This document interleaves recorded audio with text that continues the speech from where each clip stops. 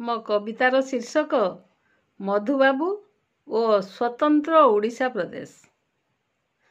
ମଧୁସୂଦନ ଯେ ଅଗ୍ରଗଣ୍ୟ ନେତା, ସ୍ୱତନ୍ତ୍ର ପ୍ରଦେଶ ଗଠନେ ନଅଙ୍କ ଦୁର୍ଭିକ୍ଷ ଶିଶୁ ସ୍ତନ୍ୟପାନ ତତାଇଲା ଆନ୍ଦୋଳନେ।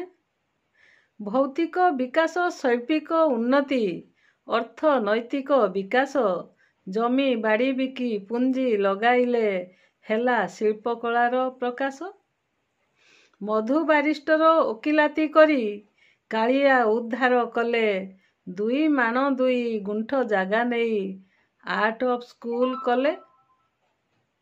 ସୁନା ରୂପା ତମ୍ବା ଶିଙ୍ଗ ତାରକସି କଞ୍ଚା ମାଲ ଯେତେ ଆଣି 8ଟି ପେଟିରେ ବିଲାତେ ବୋହିଲେ, ମନ ନେଉଥିଲା କିଣି।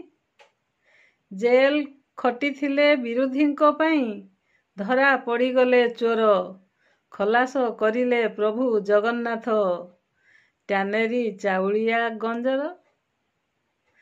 ଗୋସମ୍ପଦ କୃଷି ଅତ୍ୟନ୍ତ ଗୁରୁତ୍ୱ, ଜାତି ନାହିଁ ଟ୍ୟାନେରୀରେ, ମନ୍ଦିର ନାମରେ ପ୍ରଚାର ହୋଇଲା ସବୁ ତୁମ ଇଙ୍ଗିତରେ।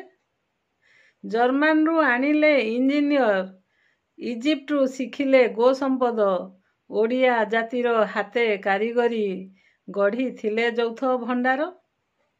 ମହିଳାଙ୍କ ପାଇଁ ଭୋଟ ମତଦାନ, ପାଠ ଲାଗି ଶୈଳବାଳା, କାର୍ଯ୍ୟଭାର ନେଲେ ବିଶ୍ୱବିଦ୍ୟାଳୟ ଏବେ ବି ହୋଇଛି ଠିଆ। ଏପ୍ରିଲ ମାସ 1, 1936 ମସିହା ଥିଲା। ଏପ୍ରିଲ ମାସ 1, 1936 ମସିହା ଥିଲା। ଓଡ଼ିଶା ସ୍ୱତନ୍ତ୍ର ପ୍ରଦେଶ ଗଠନ ଲକ୍ଷ୍ୟ ତାଙ୍କ ପୂରା ହେଲା।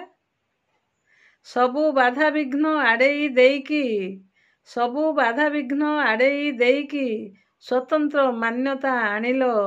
ଶତାବ୍ଦୀ ପୁରୁଷ କିଏ କହେ ତୁମେ ସହସ୍ରାବ୍ଦୀ ପୁରୁଷ ଥିଲ। ସୁଦକ୍ଷ ଶିକ୍ଷକ ହେ ମହାନାୟକ, ଓଡ଼ିଶା ବିନ୍ଧାଣୀ ସାଜିଲ।